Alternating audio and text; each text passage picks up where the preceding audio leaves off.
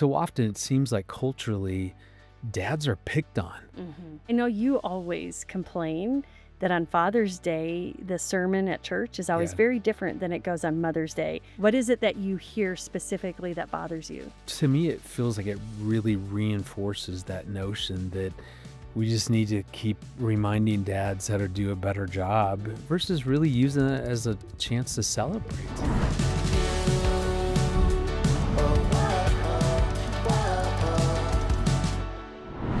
Welcome to Crazy Little Thing Called Marriage. I'm Dr. Greg Smalley. And I'm Erin Smalley. Well, not only was yesterday the first day of summer, but it was also Father's Day. Yes, it was. So, Greg, how was your day? I had a great day, so thank you. So my favorite thing to do, and I get stuck in routines, and so I know we've done this before, but I love going to, there's a little river area. So you think about Colorado, you think about a beautiful cascading river coming out of the mountains. And so here near Colorado Springs, it's called 11 Mile Canyon. So it used to be this old kind of railroad track ran through it. All that's been pulled up so you can drive, park, play around the river. So I always love it when we go pick up my favorite barbecue. And then we, as a family, kind of grab the barbecue and wade across the river and find a cool little place, put our chairs, and I get to fish and play in the water. And I love it. So thank you so much for making that happen. I know it's not necessarily your most favorite thing because sometimes it's not always turned out beautifully had to for bring you. this up. Yes, because one Father's Day, probably 10 years ago, so why are we still talking about it? 'Cause it's We were hilarious. heading up to that very special place and we had the barbecue, or let me say, I had the barbecue. We put you in charge of the most important part, The which is food. you hold, carry, guard with your very life. So I was the carrying barbecue. the barbecue and stepped on a wet rock and I wiped out. But when I wiped out, the barbecue also wiped out. Not quite sure what came out of my mouth in that moment, but my family has not ever let me live it down that I slipped and dropped the barbecue on Father's Day. But you know what? That's okay because it feels like life. Yeah. As much as we try to plan and have these celebrations perfect, something's going to go wrong. And see now, right, you're at a place years later, you can laugh about it, smile about it. Is that true? I don't know. I hope. Maybe someday. It was no big deal. Today may not be the day. It was okay that, we were hungry and I had nothing Starving. to eat on Yes. Father's Day, but don't worry about it. That's all right. Yeah, we had a great time, so thank you. You're welcome. Did you know, Greg, that a study was done that showed that fathers who do more chores at home have daughters who grow up with higher career aspirations? Wow, Good to know. that is. And another interesting thing is when fathers are involved in their children's education, kids retain information better and they achieve more in school and demonstrate healthier emotions. Yeah, and I mean, there's no doubt that dads carry a lot of weight when it comes to the health and the welfare of the family, because so often it seems like culturally, it just dads are picked on. You think about some of the sitcoms and where guys come off, dads especially come off as buffoons and Yeah. idiots. And thankfully, there's a strong mom, a strong wife to To save take the over. day. Yeah. But I know you always complain that on Father's Day, the sermon at church is always Yeah. very different than it goes on Mother's Day. I know at our church on Mother's Day, they call all the moms forward. We get to pick a flower off the stage. They pray over us, and it's a wheat fest and just really sweet. Yeah. But well, let me say that, but deservedly so. So I mean that Yeah. I love that because Yes. you guys deserve, But moms deserve every bit of that. why don't dads celebration. get that? I don't know that they would connect with flowers, but you never know If why. it was attached to a gift card, perhaps. That's to Bass Pro or something. Right. But why is it that it irritates you every year? What is it that you hear specifically that bothers you? Yeah, because it seems like, and by the way, our pastor did a great job this year. So I love his Did you give him sermon. feedback the year before? I may have encouraged him to go in this direction. No, he does a great job, Yes, he but does. there have been plenty of times that you and I have been at church, Mhm. and the pastor kinda gives a guys, dads, here's how you can do a better job. Right. And so it just to me, there's moments where it just reinforces that we're not doing it right. So we need to Mhm. take, a Sunday sermon and really make sure that we, 3 points on how we can just be better dads. Mhm. And I get it. So please hear me. I understand there are a lot of father wounds out there. There's a lot of dads who haven't done it well.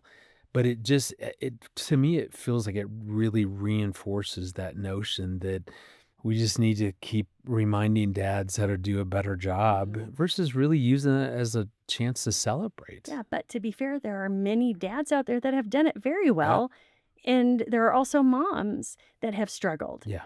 and moms that have done it well, so it's the complete gamut. So I think recognizing I always say, I don't know that there's a parent out there that intentionally wants to emotionally hurt their child, that they're choosing to do that, that often it comes from their own woundedness. Sure. And so maybe holding both, that we do things, many of us do things very, very well, Right. and there's always growth opportunities. But I don't know that the sermon on Father's Day needs to be solely on the growth opportunities, No. but encouragement. Yeah, especially, I mean, if we can start from a place of, "Hey, dads, here's why you matter, Mhm. and here are the strengths unique Mhm.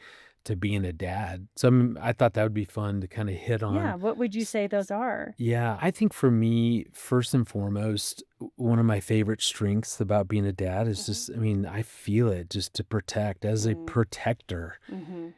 just wanting to make sure that my family is safe, my kids are safe, and you as my wife, you're safe. Well, I did notice last night that Olive, our dog, was barking at 2:30 in the morning at the front door, But I can and tell when her barks you are didn't move. because she would freak out versus I just could hear, like, 1 or 2 barks, so to me, it was not Oh, a no, there was like 10, 12, 15 barks. So oh, I got up, and yeah. even when I got up and stood by her, she was still barking, but I didn't see anything, so I went back to bed. So you're saying that I need to be a better protector, that's what I'm hearing. No, See, Aaron, see, you need to go back and listen to what I I was wanna saying. encourage you that you are a great protector most times, Perhaps not but last last night. night I I know was you were very tired. exhausted too. I love that about so many dads. Just have that protector heart, that provider Mhm, heart. What mhm. about you? What's as you think about me and other dads, what stands out to What you? I love to watch in a dad is dads that nurture with love, affection, and warmth, and especially dads and daughters. There's something so precious with seeing a Yeah. dad, Got um, 3 of those. just just embrace and bring softness Yeah. to their daughter. And granted, I think it's important for dads and sons too, because they're modeling and really normalizing that boys need tenderness too, because so often the culture sends a different message. But I love watching just those moments of tenderness between a dad and a daughter or a dad and a son. Yeah. I was thinking of the other day with our grandson, Mhm. Josiah, um, when I'm with him, like, we'll just be on the ground playing around. And so I had grabbed him and, man, I'm spinning him, I'm throwing him on a pillow. And I just remember you going, you gotta be careful," in which is fair, but I love that dads I think that's such a strength that Mhm. so many dads engage in that rough and tumble play, and it's Mhm. so good for our kids. It's great for dads. We're there, we're on the ground, there's that Mhm. touch that Ken talked about, Mhm. But and there's balance with that, there yeah, making sure it's not getting out of balance to where creates fear or yeah. ignites fear. Yeah, see, only a mom would qualify it in that way.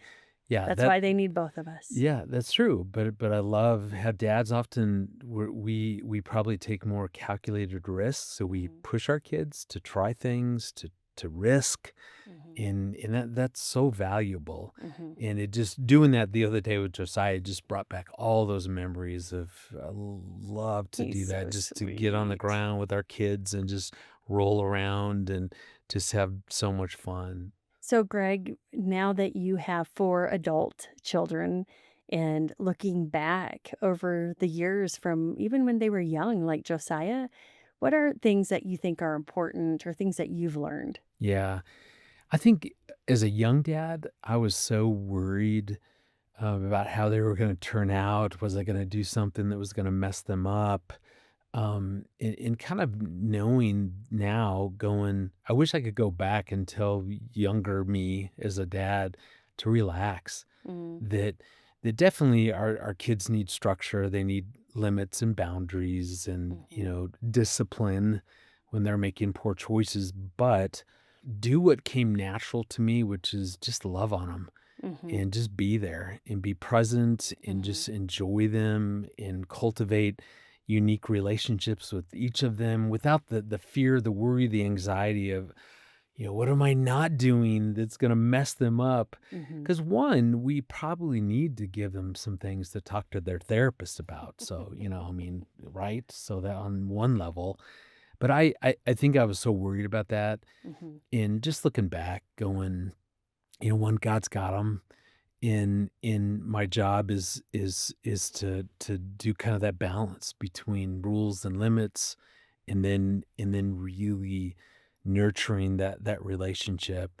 I know a pivotal moment was when I started to realize that when our kids, when they were mhm, really young, when they would fall down or, they'd, scrape their knee or something, mhm, that they would beeline for you. mhm, Like, even if I was right there, even if they had to literally, like, go around me to mhm, find you, to get to you, and that used to drive me so crazy. It was so like, I was so hurt by that. mhm. Like, Yeah. do you not am I invisible? Like, I'm right Well, here. that triggers everything inside of you. Oh, yeah, Yeah. totally.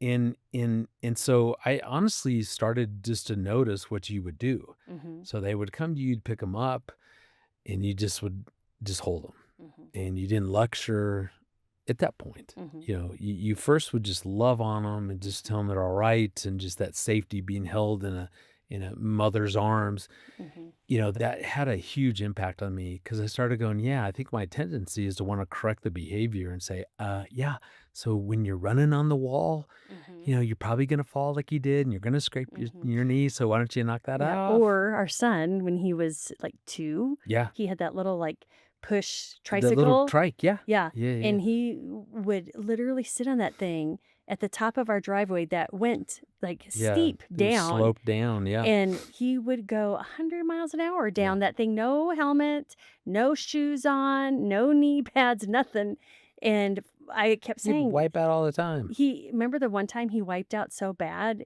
and I ran out and grabbed him, and he was bleeding, and I was freaking out, and you were just so calm. I remember you were like, "Erin, you're gonna have to step away." The nurse in me is like, "I can't stand to see my own kid's blood." Yeah, and I do remember that moment that one of them got hurt, and instead of bypassing me, they just came right to me and let me comfort and nurture and do those Mm, things, and so that was a big deal. I mean, I know mhm. you're going like, "Huh?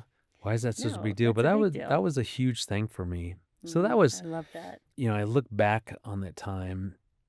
I remember with our oldest daughter, Taylor, as she became an adult, left our house. I remember, she and I were on a road trip, and I remember asking her, "Do you feel like I spent enough time with you?" Like, I know there was a part of me that just I felt regret, Mhm, like, she's gone out of our mhm, home, mhm, and it was really good to have that conversation with her. I mean, one, she reassured me that, she loved our relationship and nothing that she regretted. That also, I think, beyond Taylor, that shaped just my understanding of how quickly it does go by. mhm, Like with Taylor, mhm, she loved her friends and wanted to be with her friends, and I was like, "Yeah, go be with your friends." With our others, I liked how we would tell them, "No, tonight's my night. You'll have plenty of time with your friends. We're right. doing something."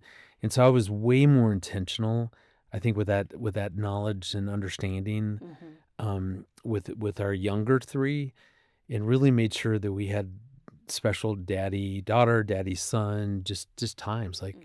Makes so sense, and I think with the first one, I think we all have those questions Yeah. of I didn't know what I was doing, Yeah. and I did my best, but was my best good enough? Yeah. Mm, So tell you it's wild thinking back to those mhm, younger years and now we get to in some ways start all over again with mhm, our grandson, hopefully grandchildren. mhm. So thank you again for celebrating me for Father's Day I Absolutely, love you're that. worth celebrating. And then dads, you're worth celebrating as well. I mean, never forget, well, your impact is long lasting.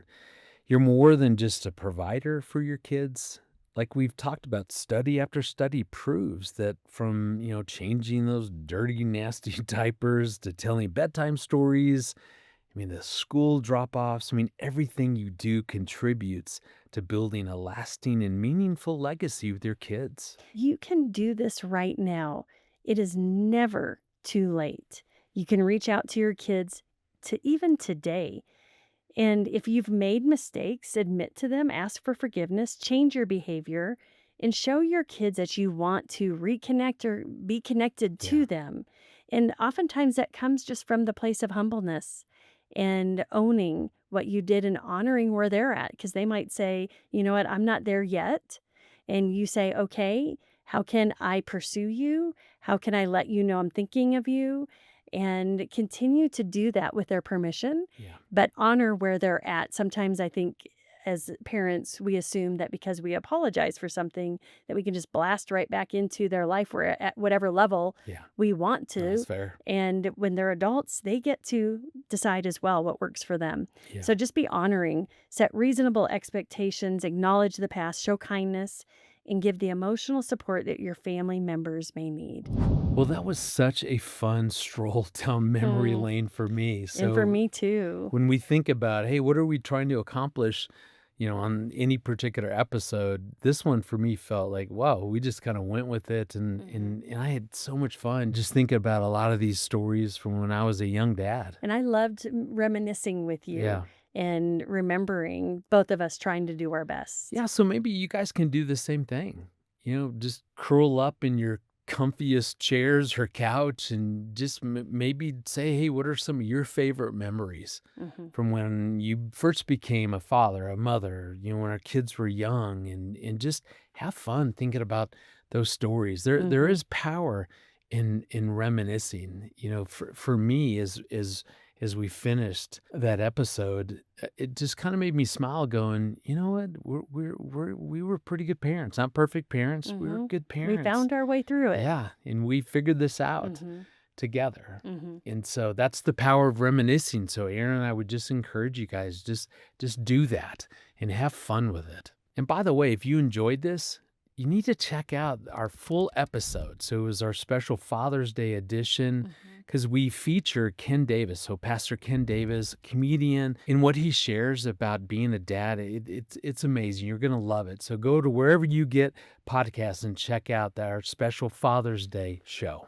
We also want to hear from you, so please leave us a comment and send us your questions. We'd love to hear how the conversation goes between you and your spouse about just reminiscing about parenting and when you first became a father or a mother. Hey, and don't forget that we upload new videos every week to this channel. So if you go to the subscribe, hit that little bell, it'll notify you when we have a new video. Because here at Focus on the Family, we want to see your family thrive in Christ.